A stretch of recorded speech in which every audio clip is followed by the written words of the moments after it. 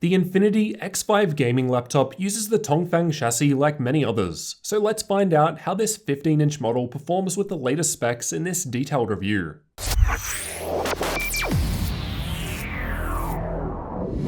The Infinity laptop brand started up last year, and they're currently selling in Australia and New Zealand, though the information should still apply to the same models sold around the world by other companies. Starting with the specs, my unit has an Intel i7-9750H CPU, Nvidia GTX 1660 Ti graphics, 16GB of memory running in dual channel, a 15.6-inch 1080p 144Hz screen, and 512GB M.2 PCIe SSD. There's a gigabit Ethernet port, 802.11ac Wi-Fi, and Bluetooth 5. There are quite a few options available though. You can find examples and updated pricing linked in the description. The lid of the laptop is a matte black metal, while the interior is also black but with a rubberized finish. All edges and corners were smooth, and overall it felt quite well built. The weight of the laptop is listed at 1.9 kilos, and mine was a little under this without a 2.5-inch drive installed. With the 180-watt power brick and cables for charging, the total weight rises to over 2.4 kilos. The dimensions of the laptop are 35.9cm in width, 23.6cm in depth, and under 2cm in height.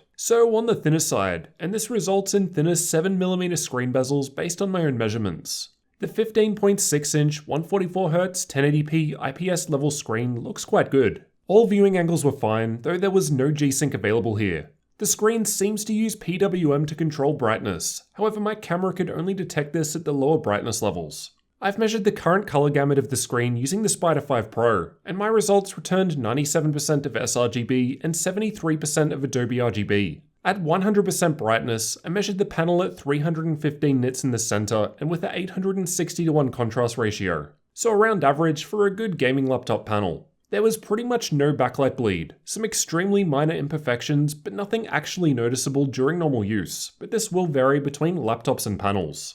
There was only a little screen flex. The metal lid seemed quite sturdy despite being on the thinner side, which was aided by the hinges being out towards the far corners. I couldn't quite open it up with one finger. It was a little heavier towards the back, though no problems using it on my lap. Due to the thin bezels, the 720p camera is found underneath the screen. The camera doesn't look that good as it's down the bottom, so it's more of a chest cam. The microphone sounds okay, and when you type, your fingers kind of get in the way of the camera a bit.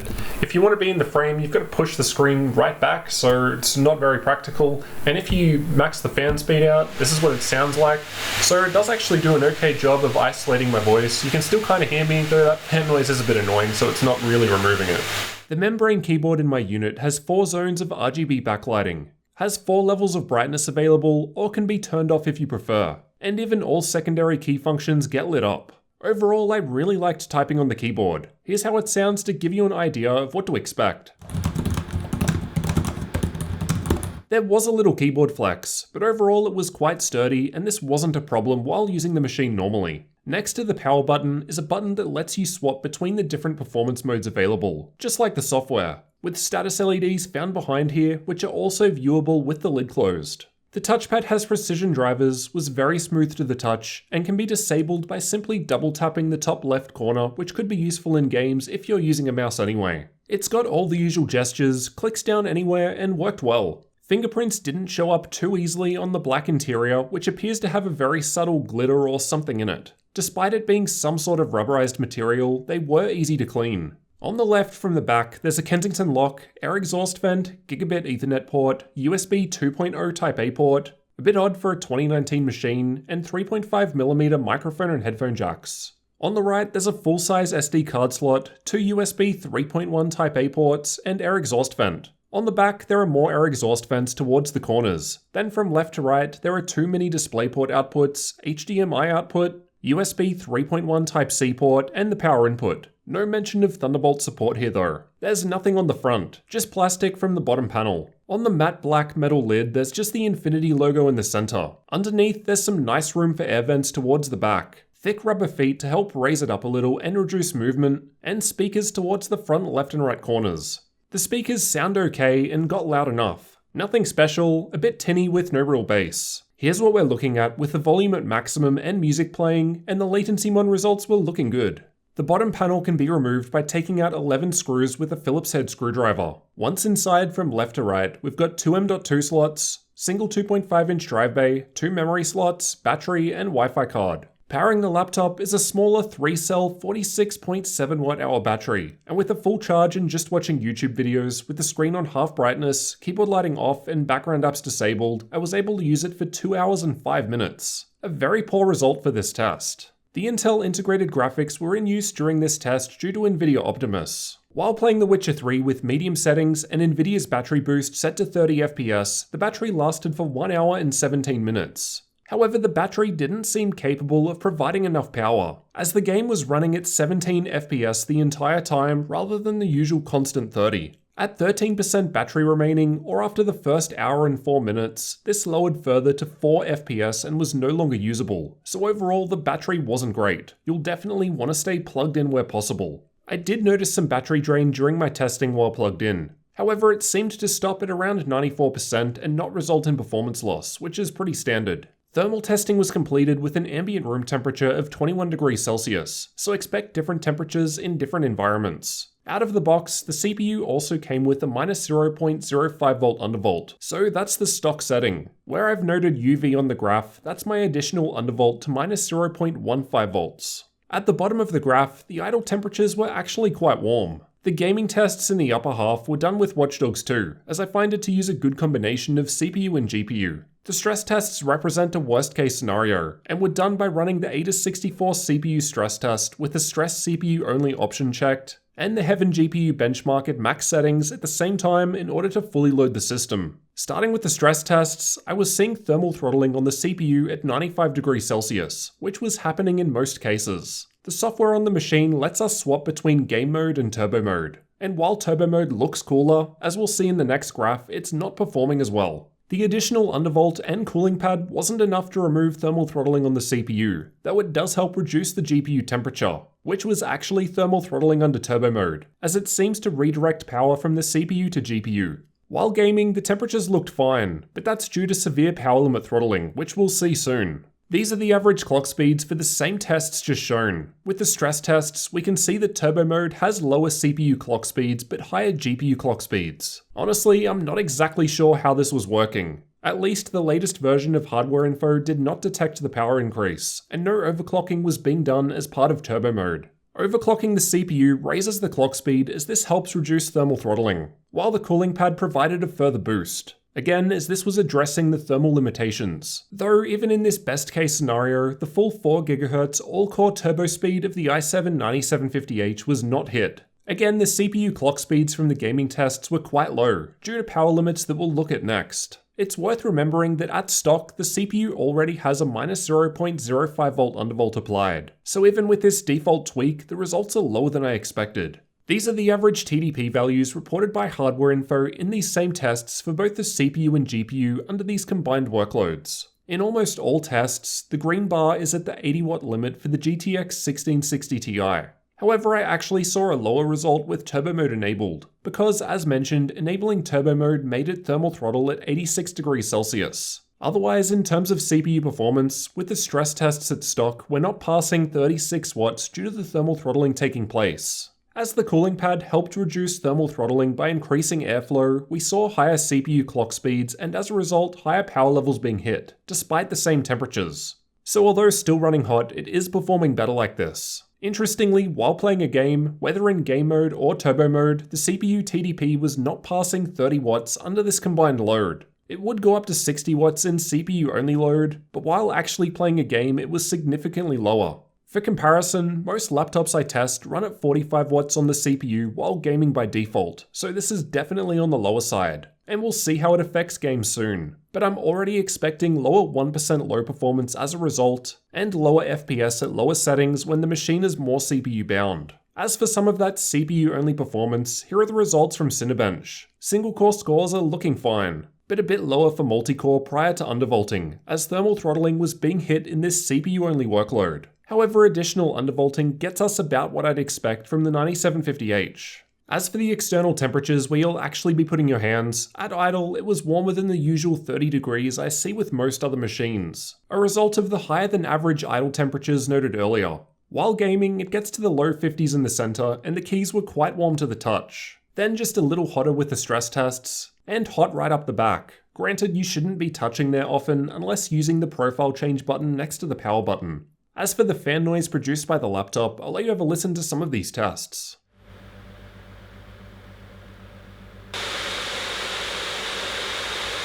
At idle, the fan was quiet, but definitely audible, though at times it would completely shut off. Otherwise, while under stress test or gaming, I found the fan speed would max out anyway under the workloads I tested. It was the same at stock as manually setting it to maximum. Overall, the machine ran hot despite the out-of-the-box undervolt on the CPU. Regardless of workload tested, the fans were already running at maximum speed, and while gaming, the CPU TDP was considerably lower at 30 watts. I suspect you could probably boost that by using a custom BIOS though, as there are quite a few available out there for these Tongfang based units. Next, let's take a look at some gaming benchmarks. I've tested these games with game mode enabled rather than turbo, because as discussed, I was seeing better performance. Battlefield 5 was tested in campaign mode, and even with ultra settings, it was playing alright here. Easily above the 60 FPS sweet spot even at ultra settings. However, the 1% low performance was noticeably lower compared to other laptops with the same specs I've recently tested, as you'll see soon.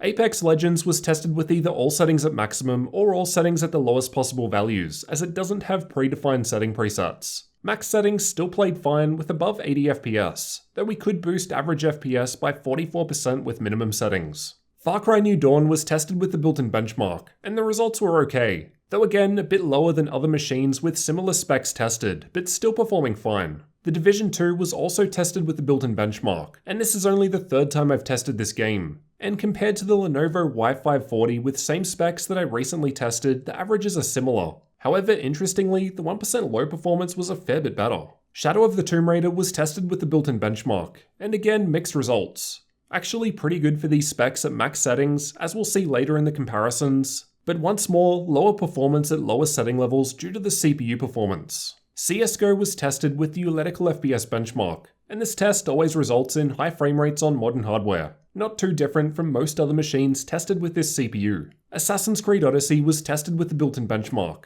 and the results were quite similar to the Lenovo Y540 with same specs that I recently tested at high settings and above, though lower results at lower settings, again indicative of the lower CPU performance noted earlier. Dota 2 was tested in the middle lane with an average amount of action going on, and the results were good, hitting 200 FPS averages at low settings with not really much difference to 1% low. It played perfectly fine at maximum settings.